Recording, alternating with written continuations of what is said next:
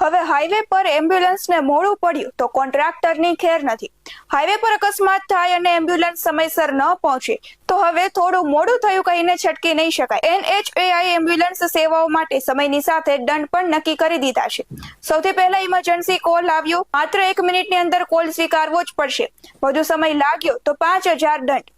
Call સ્વીકાર્યા પછી ambulance ક્યારે નીકળશે? માત્ર 2 મિનિટની અંદર એમ્બ્યુલન્સ રવાના થવી જ જોઈએ.